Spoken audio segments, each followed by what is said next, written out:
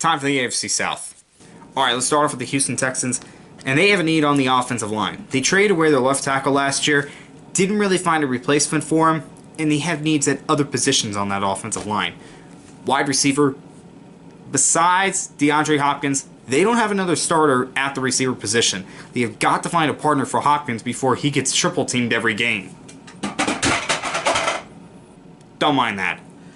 And finally, safety.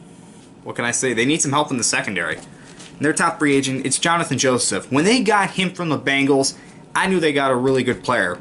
And when he got to the Texans, he stepped up his game. He was a Pro Bowler, but he's getting up there.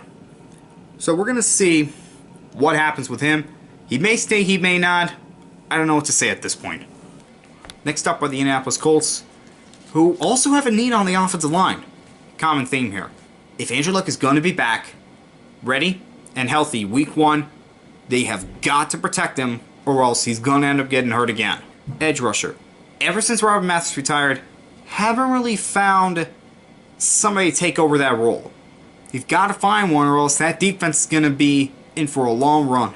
And at linebacker. Their top linebacker from last year is a free agent.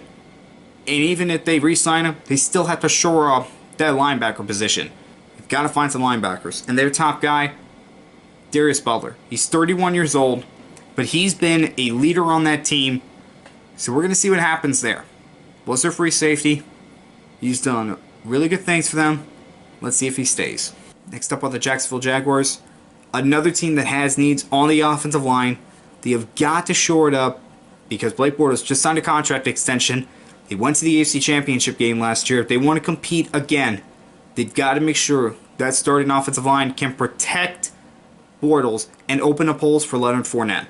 Wide receiver, Allen Robinson and Marquise Lee are free agents. That's 2 of their top 3 guys.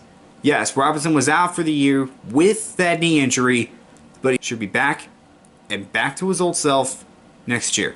They have got to figure out what they're going to do at that wide receiver position.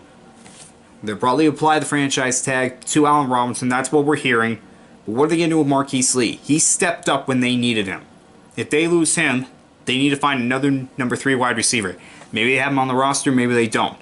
They have to figure it out. And linebacker, Paul Pulaski. Sorry, I'm not good with main pronunciations. He's a free agent. That was their middle linebacker last year and probably their best linebacker. Now they could move Miles Jack to the middle linebacker position, but that opens an outside linebacker position.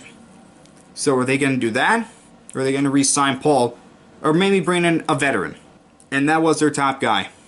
Paul is their top guy. They have to figure out what they're going to do. Finally, the Tennessee Titans. They have needs at both starting guard positions. Guard is an underrated position in this league. Alright, they don't get the respect that they deserve. Without a nice guard, that interior is going to get blown up. And Tennessee has need at both guard positions. They've got to find people there. Defensive end. Besides Casey, they really don't have much on that defensive line. They have got to find some pieces there or else Casey is going to end up double teamed every single game. And finally, inside linebacker. Their top inside linebacker is a free agent. They have got to figure out what they're going to do. And let me talk about that inside linebacker, Avery Williamson.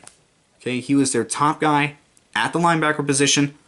And inside linebacker, that's another one that is underrated. The inside linebacker, that's who leads the team. Alright? That's what leads the defense. Without that, well, you really don't have somebody to lead that defense. So they really have to figure out, are they going to re-sign Avery? Or let him walk and try to find another one? I don't know. That's going to be fun to see what happens. Alright guys, that's the end of the video. It's either tomorrow or the day after that is when I'll do the NFC South. See you then.